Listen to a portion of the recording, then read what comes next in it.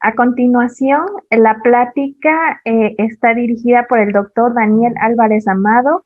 Es neurólogo pediatra, graduado en Medicina General y Pediatría en Universidad San Carlos de Guatemala, especialista en neurología pediátrica en el Hospital Infantil de México Federico Gómez, maestro en rehabilitación neurológica. El tema que define la línea entre los problemas del lenguaje y el autismo. Consejo Latinoamericano del Lenguaje. Bienvenido, doctor. ¿Cómo están? Muy buenos días. Yo soy el doctor Daniel Eduardo Álvarez Amado, soy neurólogo pediatra y como lo comentaba la doctora Verónica, soy maestro en rehabilitación neurológica por parte de la UAM Xochimilco. Y el día de hoy vamos a discutir un tema muy importante tanto para el Departamento de Neurología del Hospital Infantil de México como en general para toda la población que trata con niños, especialmente en edades tempranas. Y es esta pregunta tan importante de saber qué define la línea entre problemas de lenguaje y el trastorno del espectro autista, ¿no? Entonces, vamos a empezar esta charla hablando unas definiciones generales acerca del lenguaje que considero que son muy importantes para entender cuál es esta controversia. Y luego vamos a platicar de cuáles fueron las conclusiones que llegamos tras la realización del Consenso Latinoamericano del Lenguaje y Trastorno del Espectro Autista. Entonces, uno de los principales problemas, considero, es el hecho de que comúnmente cuando nosotros hablamos del lenguaje o cuando hablamos en general de los trastornos neurológicos, muchas veces tomamos los modelos o los esquemas que la neurología de adultos nos da o que la historia nos da con respecto a qué podemos pensar del lenguaje. Respecto a que tradicionalmente hablamos de dos áreas y pensamos en el lenguaje como que si fuera una caja negra, ¿no? En donde entra un estímulo y después de este estímulo va a haber una respuesta. En el caso del cerebro, pues tradicionalmente se considera el área de Wernicke como el área donde ingresa la señal y el área de Broca en donde va a haber una respuesta y pues van a haber algunos sistemas, un sistema dorsal y un sistema ventral, en donde realmente va a haber una conexión entre los dos sistemas y ese es el fin de la historia desde el punto de vista de cómo visualizamos muchas veces realmente al lenguaje, pero la historia ha avanzado mucho desde el punto de vista científico, número uno, y número dos, cuando nosotros pensamos en un lenguaje que no se ha consolidado y que se está desarrollando, esta historia es totalmente distinta, entonces necesitamos saber de que es cierto desde el punto de vista neuroanatómico, pero es una visión muy simplista respecto a qué es el lenguaje o qué es la comunicación, y es justamente lo primero que necesitamos aclarar y definir. Entonces, cuando hablamos realmente de cómo se transmite el lenguaje, cómo se transmite el habla y cómo logramos realmente captar y expresar nuestras emociones, tenemos que saber que primero se debe de transmitir desde un cuidador, ¿no? Y debe de haber entonces un receptor que es el niño, que eventualmente, si seguimos la teoría de Piaget, debe adaptar, acumular y similar esa señal. Y eventualmente debe producir o expresar dicha señal a través de unos signos o vocalizaciones, palabras y gestos que eventualmente van a ser interpretados y comprendidos por el cuidador, que a su mismo tiempo va a recibir y va a cambiar su comportamiento dependiendo de ello para que eventualmente haya una respuesta. Entonces, el lenguaje involucra mucho más áreas que solamente recibir y expresar un mensaje. Hay un montón de mecanismos que son muy complejos y que no necesariamente esta plática está dirigida a explicarlos, pero que son importantes a por lo menos tener una clara definición respecto a qué es el lenguaje y específicamente cuál es la diferencia entre lenguaje y habla. Y entonces tenemos a esta gran categoría que se llama comunicación, y dentro de la comunicación podemos tener una comunicación que es extralingüística y una comunicación que es lingüística. Y esta lingüística puede tener algunos modos, y estos modos es el hablar y escuchar, el escribir y el leer, y el señalar. Y entonces es importante considerar de que cuando nosotros en español hablamos y decimos la palabra lenguaje, mi niño tiene un problema de lenguaje o mi paciente tiene un problema de lenguaje, comúnmente estamos confundiendo o haciendo un sinónimo con respecto al habla, ¿no? Mi niño no puede hablar y asumimos entonces que cuando hablamos de hablar, hablamos de lenguaje, cuando en realidad es la categoría hablar, es simplemente una subcategoría de la comunicación que a su vez puede ser paralingüística, extralingüística o lingüística. Entonces es bien importante saber de que el habla es solo una subparte de esta gran categoría que es la comunicación. Y el lenguaje, ya específicamente hablando de él, lo podemos dividir y desde el punto de vista de cómo es su génesis, de cómo se desarrolla el lenguaje, también lo podemos decir de que vamos a ir de lo simple a lo complejo, y lo primero es que lo que primero que aprenden a hablar los niños es hablar la forma del lenguaje, saber cuál es su morfosintaxis y cómo es la fonología del lenguaje. Entonces, esta es como la primera etapa en donde los niños empiezan a balbucear, en donde los niños empiezan a decir algunas palabras. Cuando ya saben las palabras, eventualmente van a empezar a decir frases y vamos a empezar a pasar a la fase en donde los niños empiezan a aprender su contenido. Y eventualmente vamos entonces a hablar de una semántica, y cuando ya saben usar esa semántica, eventualmente empezamos a utilizar la pragmática. Obviamente, las líneas no necesariamente son tan claras entre una fase y la otra, pero es importante saber entonces de que no solamente es receptivo, expresivo, y ahí se termina como la historia, ¿no? No me voy a sentar a hablar, porque sí hay unos correlatos que ya están demostrados desde el punto de vista científico de cuáles son las áreas de activación de la morfosintaxis, de la semántica y cómo se procesan tanto en Wernicke como en Broca, pero lo importante es que sepan eso, que cuando hablamos de trastornos de lenguaje, entonces queremos hablar realmente de una gama de problemas que vienen desde la comunicación y que no se concentran solamente a mi niño no puede hablar. Eso es como muy importante. Entonces, tenemos ciertas áreas periféricas que están aparte del habla. Entonces, un niño tiene que tener unos tiempos aproximados y cuando realiza gestos y empieza a desarrollar su vocabulario en esa primera fase que estaba mencionando anteriormente, en donde el niño ya trata de tomar los objetos, ya dice adiós, trata de tomarlos, trata de decir que lo levanten, empieza a señalar los objetos, eventualmente ofrece las cosas o empieza a decir que no quiere algo, y entonces pasamos de las protopalabras a tener como una preámbulo a lo que eventualmente va a ser el habla hasta que finalmente se desarrolla. Y entonces hablamos de que los niños tienen que tener ciertas competencias comunicativas para poder desarrollar su lenguaje, ¿no? Esas competencias comunicativas, dependiendo de en qué teoría nos paramos, podemos decir que son innatas, pero que sí existe alguna gramática periférica y pragmática periférica que está innata a la gramática de cada uno de los lenguajes que permite esas competencias comunicativas. Entonces, hay ciertos prerequisitos que son importantes que el niño pueda llegar a cumplir. Esos prerequisitos es que tenga un adecuado desarrollo sensorial, que tenga una atención conjunta, que nosotros veamos que tenga imitación y eventualmente llegar a una comunicación y a un juego social. Entonces, es importante de que, de nuevo, recalcar la idea de que la comunicación es realmente el problema que en algún momento dado engloba al trastorno del espectro autista y los trastornos de desarrollo del lenguaje dentro de la misma categoría, porque los niños con trastorno del espectro autista, independientemente de si tienen habla o no, van a tener problemas de comunicación, depende de cuál es el nivel de severidad que vayan a presentar los pacientes. Y uno de los problemas que hemos hablado y discutimos mucho dentro del departamento con el doctor Barragán es entonces, ¿dónde está esa línea divisoria, especialmente en edades tempranas, en el periodo preescolar y del lactante? ¿En dónde podemos llegar a decir, este paciente está encaminado a hacer un trastorno del espectro autista, este niño va a hacer un trastorno del desarrollo del lenguaje? Y entonces tenemos estas líneas que eventualmente van a unir cada uno de los diagnósticos, en donde tenemos a la estructura del lenguaje en su forma, uso y contenido, que eventualmente nos podrían llevar a pensar en un trastorno del desarrollo del lenguaje, pero tenemos también el uso social del lenguaje, que eventualmente nos pudiera llegar a provocar un trastorno pragmático de la comunicación, o como lo denomina, que el DSM-5 permite denominarlo así, que es como la forma que preferimos denominar nosotros, o un trastorno de la comunicación social. Y por ahí queda a veces perdido el síndrome de Asperger, que en teoría ya no existe según el DSM-5, y voy a las siguientes diapositivas justo discutir un poquito en dónde debería entonces encasillarse el síndrome de Asperger, si realmente es un trastorno del espectro autista o es un trastorno pragmático de la comunicación. Y la respuesta es depende del niño, y al final, pues, ¿en dónde pudiéramos decir que está la separación entre y el trastorno del espectro autista? Muchas veces es en los comportamientos restrictivos que puede llegar a presentar el niño. Recordemos que el DSM-5 nos divide las categorías en categoría A y categoría B. La categoría A habla acerca justamente del uso social del lenguaje y el comportamiento social que tiene el niño, que según el DSM-5 debe de ser como un requisito absoluto para su diagnóstico. Si nosotros tenemos un niño, y el DSM-5 no lo deja claro, si tenemos un niño que en su trayectoria del neurodesarrollo pudiera presentar un retraso en el desarrollo de la comunicación, pero eventualmente sí desarrollarlo, ese niño sí cumplió los criterios de trastorno en el espectro autista en algún punto en el tiempo, pero después logró adquirir esos hitos del desarrollo. Estamos hablando de que ese niño entonces de alguna forma mejoró o no mejoró, se curó o no se curó de trastorno del espectro autista, pero el DSM-5 deja muy claro de que para que pudiéramos hacer el diagnóstico del trastorno del espectro autista, deben de estar esos comportamientos repetitivos y restrictivos, y por lo menos deben de estar dos.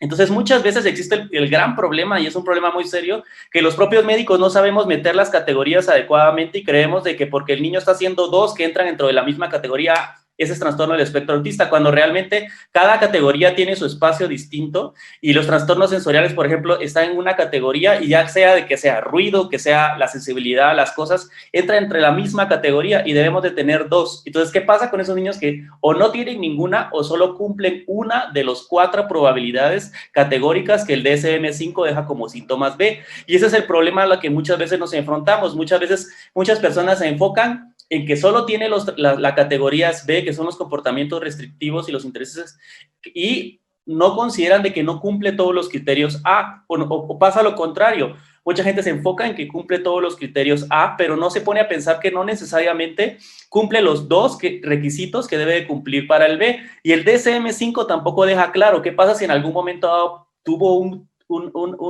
síntoma B, pero después desapareció y apareció en otro momento en el tiempo. Entonces, en teoría, pues pudiera en algún momento dado también clasificarse como trastorno del espectro autista. Y desde el punto de vista clínico, dejemos a un lado realmente los estudios de investigación que les voy a mostrar ahorita, donde obviamente se utilizaron algunos pruebas psicométricas para poder hacer el diagnóstico y establecer las diferentes categorías, pero nosotros como clínicos no necesariamente estamos haciendo A22, ni los pacientes realmente los pueden realizar, o ADIS-Rs para hacer el diagnóstico de trastorno del espectro autista, y tampoco el DSM-5 dice que lo debamos de hacer. El DSM-5 no dice el trastorno del espectro autista debe de ser diagnosticado con A22 o ADR, en ningún lugar lo dice, ¿no? Entonces es importante saber de que al final el diagnóstico continúa siendo clínico. El diagnóstico puede, el niño está en una etapa del desarrollo en donde se está moviendo, especialmente en el periodo lactante y en el periodo preescolar, y entonces sus manifestaciones clínicas van a variar a través del tiempo y a través de las horas. Entonces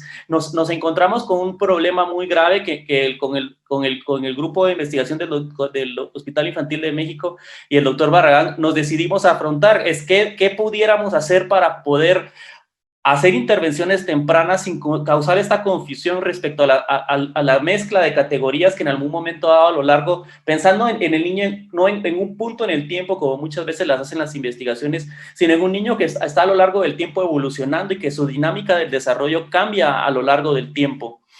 Y entonces esta investigación es sumamente importante, es el estudio Victoria. Este estudio es un estudio muy grande, tiene un ADN de 1910 niños. El estudio, aquí solo les estoy dando 2 líneas del tiempo, realmente los niños tuvieron un seguimiento más o menos de 11 años, y es uno de los estudios más grandes que habla entonces porque está esta situación que muchos pediatras a veces hablan de retraso del lenguaje y nunca quitan esa categoría, el niño queda como retraso del lenguaje, cuando no necesariamente, hablando de niños que tienen problemas en el habla, cuando no necesariamente solo es el habla su problema, también tienen problemas de la comunicación no verbal, como o en la comunicación social. Y a veces también tienen algunos comportamientos repetitivos que los pudieran haber hecho el diagnóstico de trastorno de espectro autista desde edades tempranas y a favorecerse por una intervención temprana, o lo contrario, saltan al diagnóstico del trastorno del espectro autista demasiado temprano y eventualmente hacen aseveraciones como, es que yo lo curé con el tratamiento que le puse, cosa que como les voy a mostrar también la evidencia demuestra, los niños que entran entre la categoría de trastorno de espectro autista en edad preescolar son muy pocos los que realmente saltan de la categoría diagnóstica.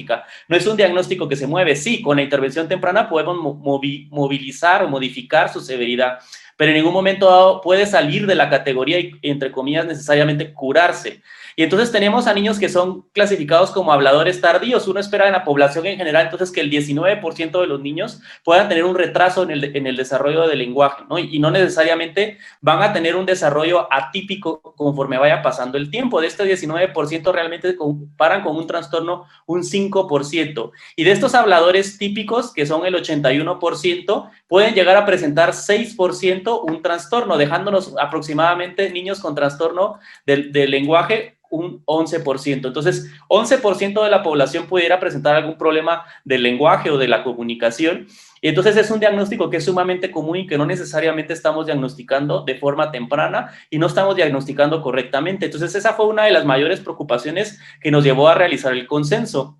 Y entonces, hablando entonces de esta controversia que se generó tras la desaparición de algunas categorías diagnósticas en el DSM-4 y que pasaron a ser entonces el espectro de trastorno de autista en el DSM-5, acá tenemos varios estudios, este es un metaanálisis muy interesante del 2020, en donde agarró todos los niños que eventualmente pudieron haber sido diagnosticados según el DSM-4 como una categoría diagnóstica y el cambio que generó el hecho de que fueran diagnosticados con las nuevas categorías del DSM-5. Entonces tenemos al trastorno pragmático de la comunicación. Y entonces, por ejemplo, para darles un ejemplo, dentro de esta categoría, el 67% en este estudio, que era Asperger, entra como un trastorno pragmático de la comunicación. Y entonces pasamos del modelo teórico que les acabo de decir con respecto a dónde están los límites, hay datos empíricos que nos hablan de que el 67% en algunos estudios pudieran entrar en esta categoría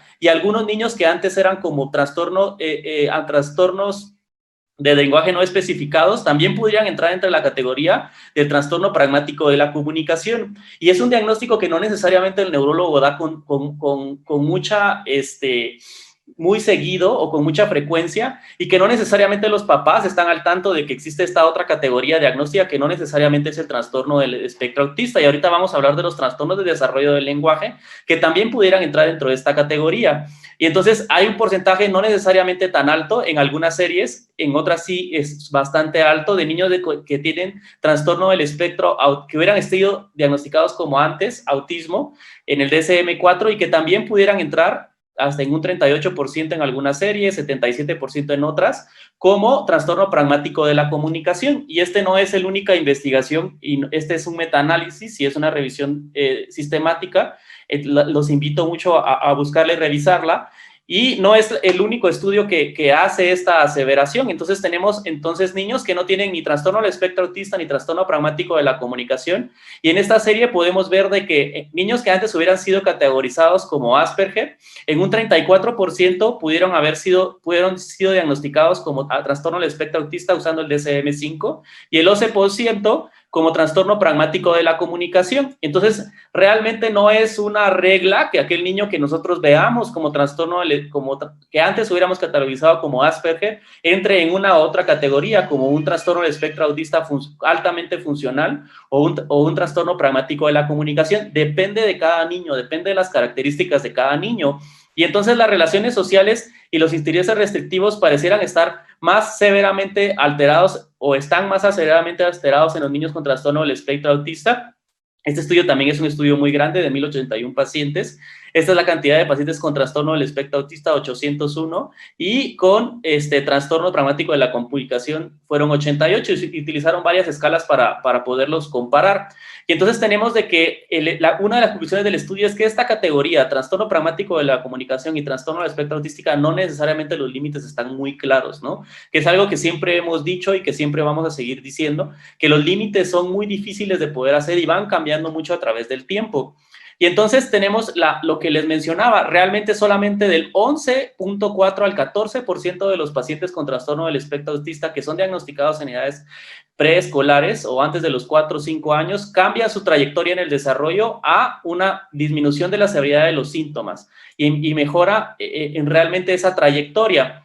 Y entonces, esa es la gran pregunta. Tenemos a un niño que está con una trayectoria que lo va a llevar a ser un trastorno. ¿Y qué podemos hacer nosotros? Esta es la teoría de la trayectoria del desarrollo que nos inspiró mucho durante el consenso, que nos dice de que entonces tenemos un niño que nace y que no necesariamente va a estar siempre dentro de la misma categoría, pero algunos niños eventualmente van a tener una trayectoria que los va a llevar a un trastorno. Entonces, es importante saber de que muchas veces los caminos se unen y solo se va a poder hacer el cambio en la categoría diagnóstica conforme va poniendo el tiempo. Y una de las grandes preguntas que nos hacíamos en el consenso era, bueno, entonces, ¿cómo le vamos a llamar a ese niño que no necesariamente cumple los criterios en este momento, pero eventualmente los puede llegar a cumplir? ¿Y dónde están los límites de tiempo? ¿Hasta dónde es lo más que yo puedo esperar? Si yo tengo un niño de 1 año y medio que considero de que tiene ciertos retrasos en la comunicación, ¿realmente va a ser un trastorno del espectro autista? ¿Realmente va a ser un trastorno pragmático de la comunicación o va a ser un niño con un trastorno del desarrollo del lenguaje? Y esas eran las grandes preguntas que nos hacíamos antes de iniciar el consenso.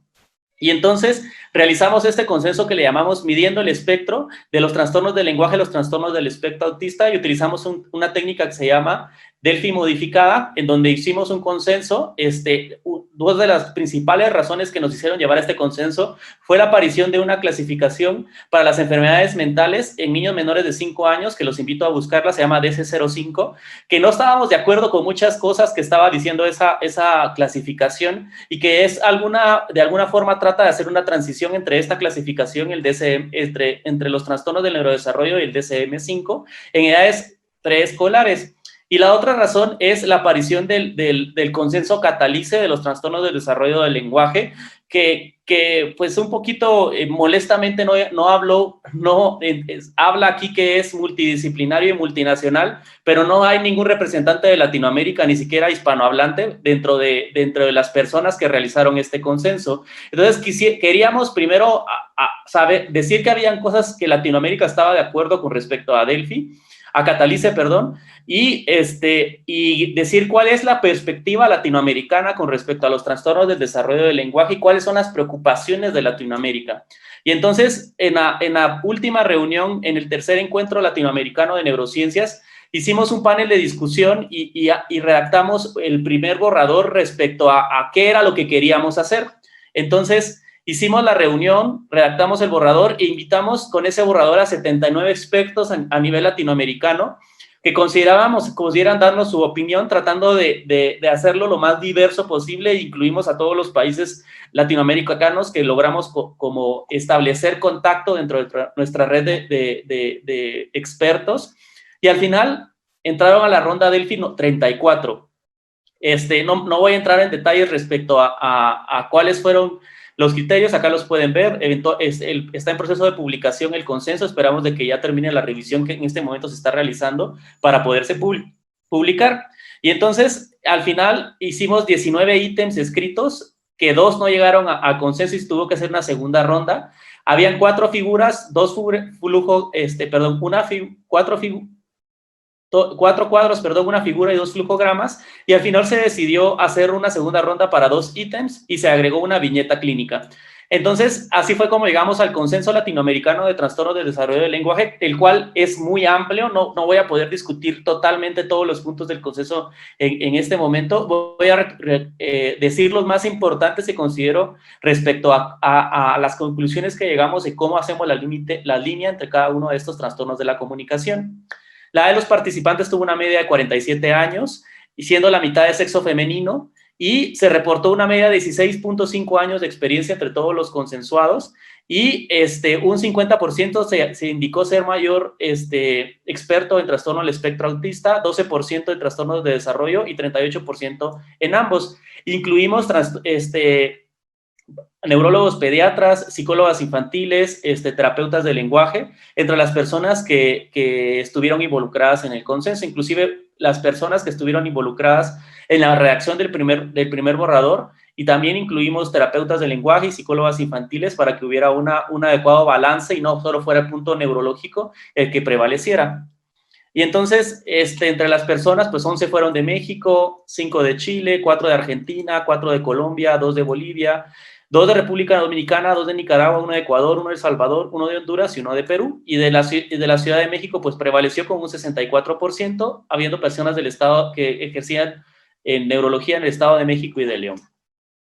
Entonces, una de las cosas que era sumamente importante que aclaráramos, porque todavía en la literatura hispana encontrábamos mucha confusión respecto al nombre, es que el término trastorno del desarrollo del lenguaje, que era lo que hizo el consenso Delphi, debe de sustituir entonces a la palabra trastorno específico del lenguaje o language impairment disorder, para tratar de alguna forma de unificar la forma que utilizamos el nombre. Entonces, el trastorno, que inclusive el CIE-11 ya viene con este nombre, el trastorno del desarrollo del lenguaje, y se espera que entonces la próxima versión del DCM5 ya tome este nombre, pero la nueva versión de la Organización Mundial de la Salud, de la clasificación de las enfermedades, ya utiliza este nombre, trastorno del desarrollo del lenguaje, y consideramos de que se pudiera diagnosticar a partir de los 24 meses, ¿no? Entonces, es importante considerarlo, y que hay otro punto muy importante, que ese trastorno del desarrollo del lenguaje no se encuentra asociado a una condición médica establecida. Eso es sumamente importante. Entonces, Se puede diagnosticar a partir de los 24 meses y es cualquier paciente que tiene una dificultad para comprender o usar cualquier modalidad de lenguaje, ya sea simplificaciones sintácticas, fonológicas o léxicas,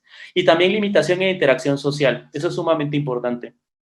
Y entonces este debe sustituir, como les digo, algunos otros términos como Specific Language Impairment o Primary Language Impairment, que es importante que consideremos de que el trastorno específico del lenguaje entonces pasa a ser el trastorno del desarrollo del lenguaje, que nosotros simplemente tomamos lo que el Delphi ya está utilizando, el CIE-11 ya está utilizando, pero que no estaba lo suficientemente claro dentro de los grupos de latinoamericanos que hacen investigación o que tratan a este tipo de pacientes. Entonces el término adecuado es trastorno del desarrollo del lenguaje.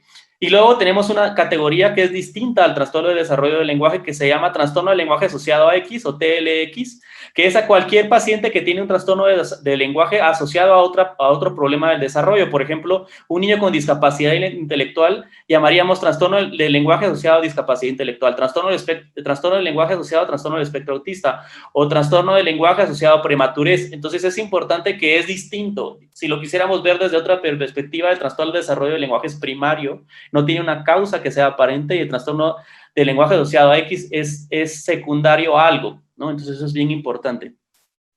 Y luego decidimos entonces que naciera esta categoría riesgo de trastornos de la comunicación y del lenguaje, en donde aquellos pacientes que no necesariamente cumplen claramente los criterios para trastorno del espectro autista o trastorno del desarrollo del lenguaje o trastorno pragmático de la comunicación, pero que sabemos de que tienen un retraso en su desarrollo, los pudiéramos poner esta categoría y explicar al papá, mire, su niño tiene un riesgo para trastorno de la comunicación del lenguaje, todavía estoy en una etapa muy temprana, necesito saber cómo es que va a evolucionar a lo largo del tiempo, pero lo que importa es empecemos a hacer algo al respecto, empecemos a hacer lo que algunos hablan como diagnóstico no categórico o funcional, saber en qué etapa del desarrollo está, cuáles son sus ventanas de oportunidad y cuáles son sus limitaciones, para que podamos hacer una intervención al respecto. Y como lo mencionamos, sí, de acuerdo. Y como lo mencionamos, es importante que todo paciente debe de contar con la valoración por un equipo interdisciplinario y una intervención temprana. Entonces, el trastorno del lenguaje también debe de ser utilizado porque sabemos de que no está solo. Muchas veces tiene un fenómeno acompañante, ya sea motor, atencional, conductual o sensorial. Y entonces este es el flujograma. Tenemos pacientes que tienen una sospecha del trastorno de la comunicación. Lo que recomendamos es que no en toda la población, sino solo los que tengan la sospecha se aplique el EMCHAT, que siempre tratemos de fomentar la capacidad comunicativa del cuidador y corregir las faltas de oportunidad. Aplicamos la segunda etapa del EMCHAT y dependiendo de eso hacemos la categoría del riesgo de trastorno de la comunicación y del lenguaje. Pudiera extenderse un poco más para que solo queden 5 minutos. Luego vamos a hablar de los signos de alarma, porque no necesariamente el EMCHAT nos va a dar todas las respuestas ni va a diagnosticar los trastornos del lenguaje, sino que necesitamos considerar los signos de alarma que pudieran en algún momento dado decirnos de que el paciente tiene un trastorno del lenguaje. Y me voy a detener mucho en esta tabla, la pueden buscar en mi Twitter, al final la voy a poner en mi presentación, pero las categorías con respecto a cuáles son los signos de alarma, pues son las limitaciones en la motricidad orofacial, limitaciones en el lenguaje expresivo, limitaciones en el uso del vocabulario, en el entendimiento del lenguaje, en la interacción social y en las limitaciones en el juego, en las limitaciones en el aprendizaje del habla, en las estrategias del aprendizaje y en las actividades relacionadas con el lenguaje. Entonces, como les digo, esta tabla la pueden encontrar en mi Twitter si la quieren revisar despacio.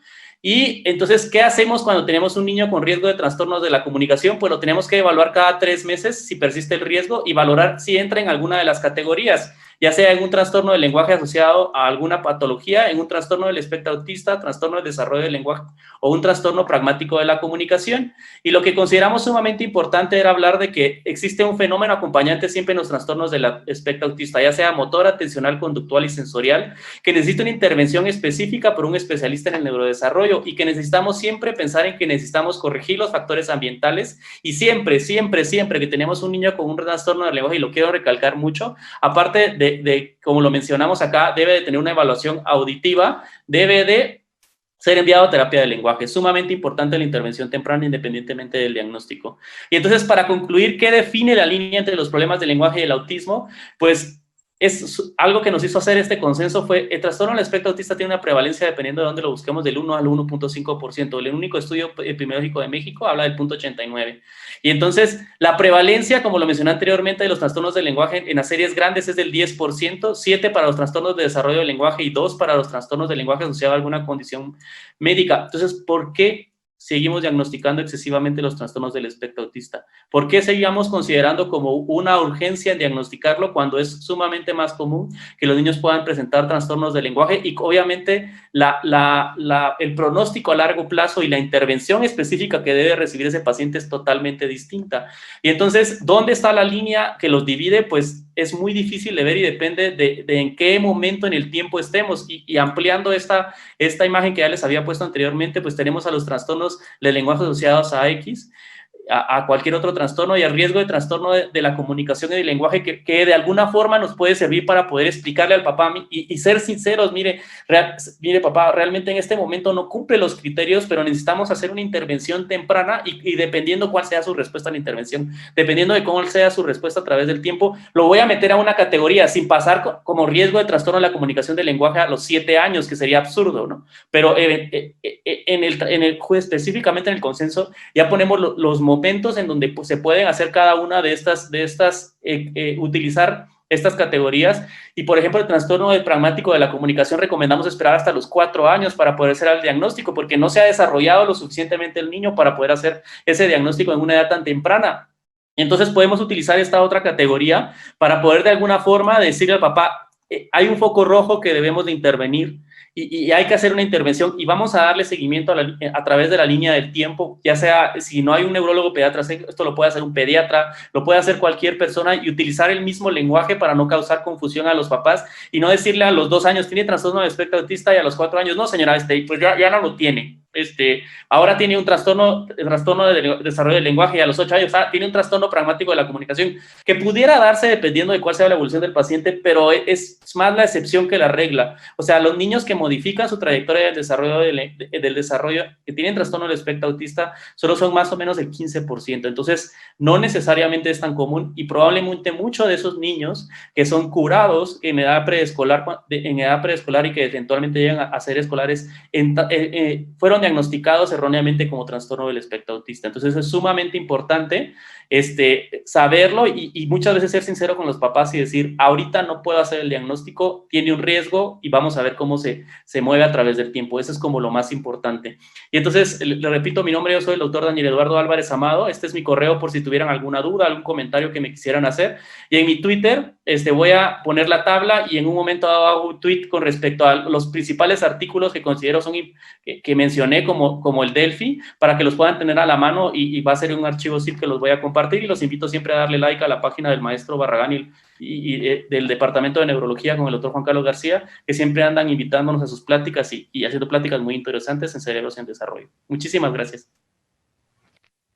Felicidades, doctor, por el consenso de pediatría, que va a ser muy productivo y ayudará mucho a la niñez de Latinoamérica. A continuación voy a proceder a hacerle algunas preguntas del público. Igual invito a que sigan, por favor, enviando todas sus preguntas por el chat.